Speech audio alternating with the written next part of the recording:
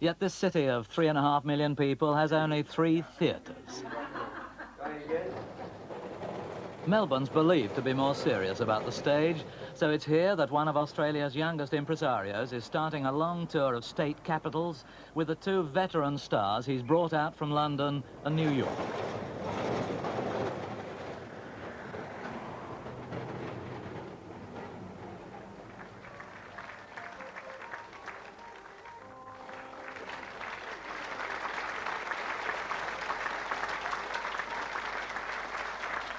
Arriving in Australia in 1973 at the age of 21, he's since produced a number of hits and flops, but scored his greatest financial success not with one of these urbane revivals, but with the Rocky Horror Show. He's just spent 5 months escorting Lauren Bacall and applause around Australia.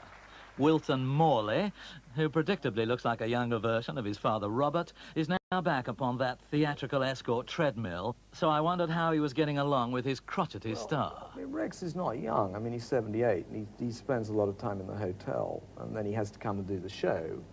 I think he finds the women here extraordinary. I mean, he thinks that the country is run by rather fierce middle-aged women, which it probably is, and he thinks it's extraordinary that the men are all either rather timid or rather gay, or both.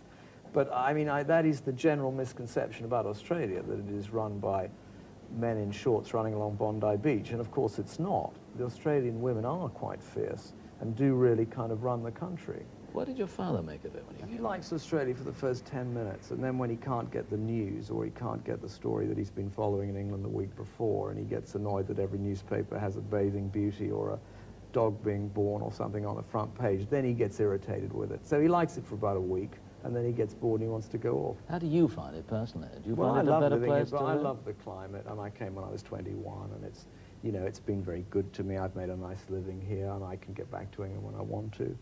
And I like the way of life. I'm not a terribly hard worker, and I find the idea of going to the beach in the afternoon quite nice. I mean, it's a Mediterranean climate. It's a Mediterranean way of life. They don't, you know, they have a kind of she'll be right attitude.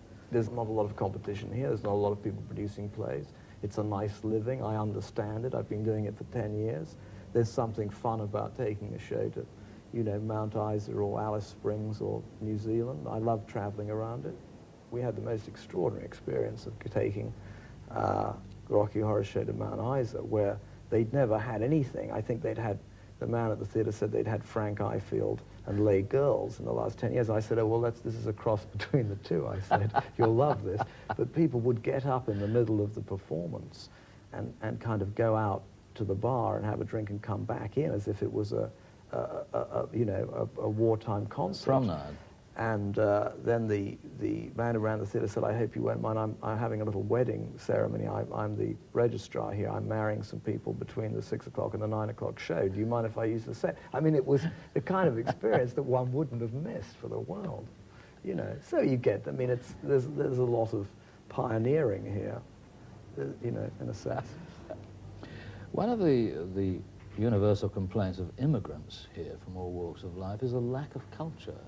Yes, I think you give up certain things if you come to live here. I mean, I think what it has going for it is that there's a lot of spending money, and that relates to the theatre, because you're not relying upon your Japanese and your Americans to go. I mean, the people who go are the Australians, which I think, you know, I think it's easier probably to read your audience. I think that there are, certainly you give up, the newspapers are awful, but now in England the newspapers are getting worse and worse and all owned by the same man, aren't they? So, I mean, it doesn't, I don't know that they're getting better, but one misses that a bit. One misses, you know, the proximity of Europe. But then here you can go to Hong Kong or Japan or the Far East quite easily, and that's all, you know, interesting. Yes, I think that there is a certain lack of culture here. Sure, you give that up. You give that up for sunshine and money and pretty girls.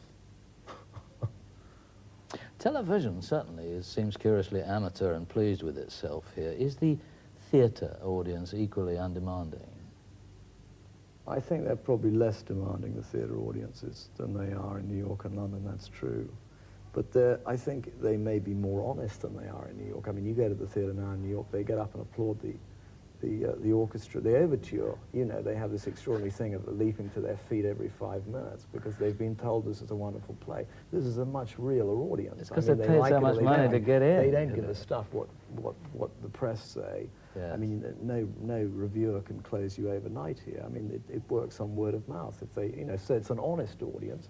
But yeah, sure, it's probably a little less sophisticated than it is. See, the Australian stars, like the Australian films, seem to me to be less good than they think they are. I do notice on television they're all very pleased with themselves. They all think that all Australian movies are absolutely wonderful, whereas in fact they are not. Well, this is the country. I mean, when I first came here, you know, as soon as you got off the plane, they said, how do you like Australia? I mean, they were terribly nervous of the fact that you were going to say, well, I don't like it as much as England. Now, you know, it infuriates them if you compare England to Australia. I mean, now there is this enormous nationalism here, and they don't care at all what anybody thinks. I mean, they think that this is a better country to live in than America and a better country to live in England. In some ways it is, and in some ways it isn't. But there is a fervent nationalism, I think, ever since they won that silly boat race in Perth, or wherever it was in New York.